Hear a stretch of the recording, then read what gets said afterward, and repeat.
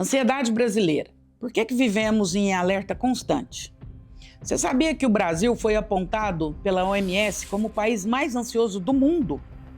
E mais, também estamos entre os primeiros em depressão, à frente inclusive de países que vivem em conflitos armados. Isso parece contraditório.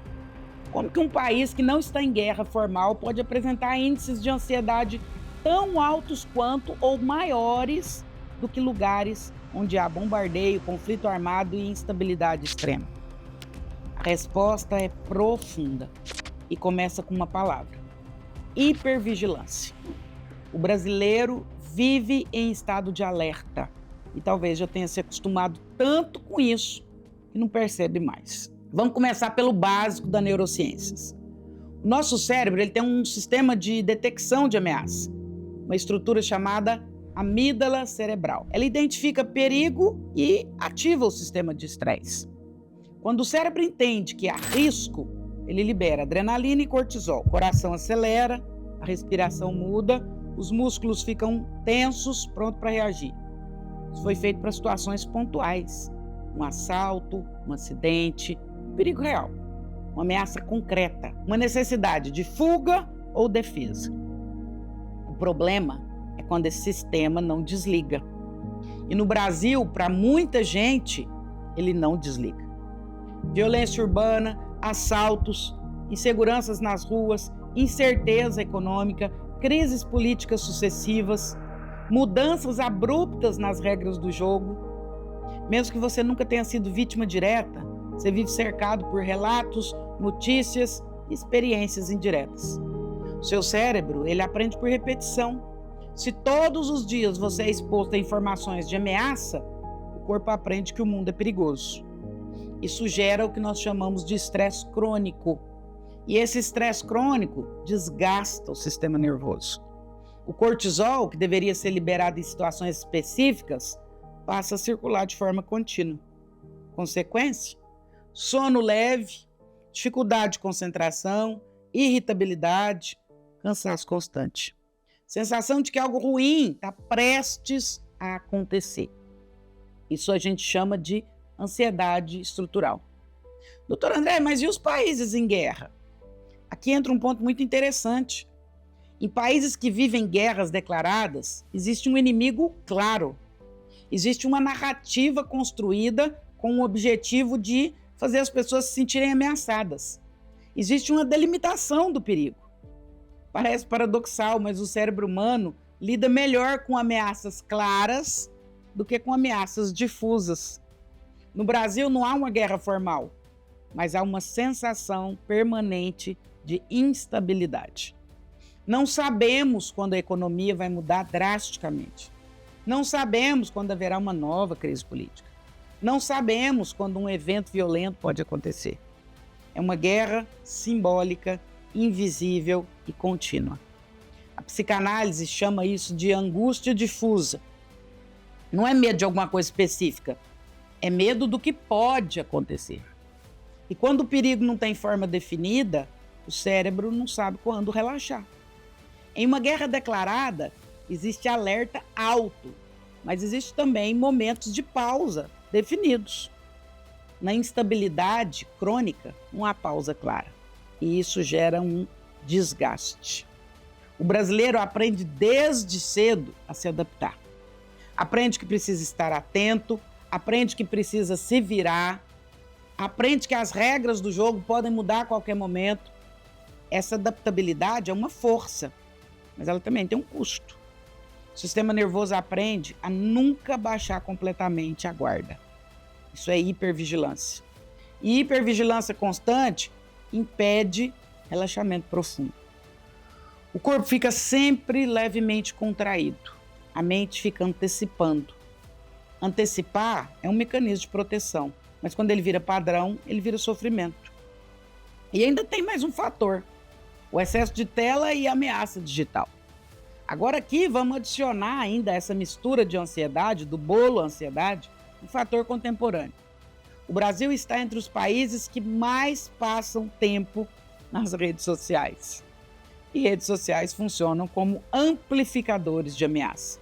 notícia de violência, escândalo político, polarização, crise econômica, comparação social, discussões agressivas. Cada notificação que você recebe é um microestímulo. Cada polêmica ativa indignação. Cada comparação ativa insegurança. A dopamina é liberada pela expectativa. Mas junto com ela também vem a ativação constante do sistema de alerta. Nosso cérebro não foi feito para processar centenas de estímulos emocionais ao mesmo tempo, todo dia. Isso gera sobrecarga. E sobrecarga alimenta a ansiedade o tempo todo. Freud dizia que a angústia surge quando o sujeito se sente ameaçado, mas não consegue dar nome exatamente ao perigo. É exatamente o que nós vivemos no Brasil. Muitas vezes, o medo é do que a gente nem sabe, o medo é do futuro, o medo é de perder o emprego, o medo é de não conseguir pagar as contas, o medo é de não dar conta das exigências, o medo é de não prosperar, o medo é de não dar conta de pagar o imposto. Vivemos numa cultura que exige desempenho, produção, resultado, visibilidade. O superego coletivo, essa voz interna que cobra, fica hiperativo. Você precisa dar certo, você precisa vencer, você precisa melhorar. Quando essa cobrança encontra um ambiente instável, o resultado é tensão, porque o sujeito sente que precisa performar em um solo que pode tremer a qualquer momento. E ainda existe mais um conceito, o conceito de trauma coletivo. Mesmo que você não tenha vivido diretamente uma grande crise, um assalto, um assassinato, uma falência, você vive uma sociedade que já viveu. Já viveu inflação alta, mudanças econômicas brutas, desigualdade histórica, violência cultural e estrutural. E o cérebro aprende por observação. Se a sua família viveu escassez, você pode viver em estado de hipervigilância financeira. Se a sua comunidade viveu violência, você pode herdar um alerta constante. Isso molda o psiquismo. Isso não é apenas individual, isso é cultural. Carl Gustav Jung já dizia isso quando falava do inconsciente coletivo.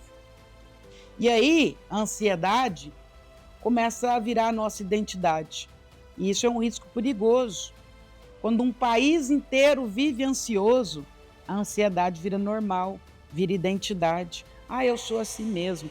Eu sou acelerado. Eu não consigo relaxar. Mas a ansiedade não pode ser personalidade fixa. Ansiedade é estado fisiológico e psíquico. E o cérebro, ele é plástico. Ele pode aprender a sair do modo de alerta. Mas ele também pode aprender a permanecer nele para sempre. Práticas de regulação emocional fortalecem o córtex pré-frontal, a área que ajuda a controlar a resposta da amígdala. Respiração profunda reduz a ativação simpática. Exercício físico regula cortisol. Sono adequado reorganiza circuitos emocionais. Terapia ajuda a dar nome ao medo difuso. Quando você nomeia a angústia, você diminui a força. Isso é ciência. A ansiedade brasileira é real, mas ela não pode e nem deve ser romantizada. Viver sempre alerta não é força, é desgaste.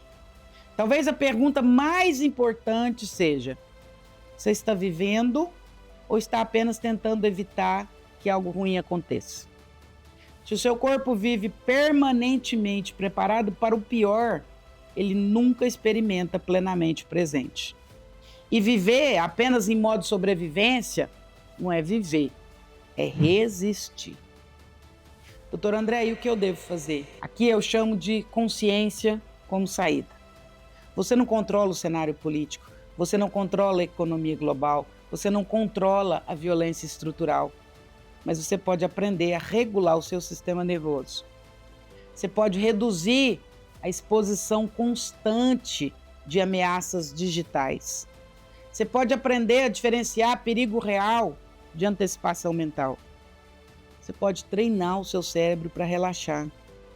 A verdadeira segurança não está apenas no ambiente externo. Ela está na capacidade interna de não viver plenamente em estado de guerra. O Brasil tem altos índices de ansiedade, comprovados pela OMS. Mas isso não significa que você precise aceitar viver tensionado para sempre. Consciência emocional é perceber quando o seu corpo está reagindo a algo que não está acontecendo agora. É ensinar ao cérebro que ele pode pausar, que ele pode respirar, que ele pode descansar. Isso não é ingenuidade, isso é maturidade. Porque sobreviver é importante, mas viver com presença, com equilíbrio, é essencial. E talvez o verdadeiro desafio não seja mudar o país inteiro. Talvez o grande desafio seja começar regulando o seu próprio sistema interno. E isso, mesmo num cenário instável, é possível e necessário. Ansiedade é sobre você e o que você pode fazer no meio do caos. É sobre cuidar da sua regulação emocional e da forma com que você reage aos estímulos. É diminuir os estímulos para que você adoeça menos e tenha uma saúde que te leve para os próximos anos com qualidade. Espero que você tenha gostado desse conteúdo. Se você gostou, eu gostaria de te fazer um convite. O objetivo desse canal é levar informação de qualidade para o maior número de pessoas possível. É democratizar a saúde mental. Então, por favor, se inscreva no canal, compartilhe esse vídeo, curte, comenta aqui, eu quero interagir com você nos comentários para que conteúdos como esse cheguem a cada vez mais pessoas que não têm condição de acessar isso de forma paga e possam também serem libertas através do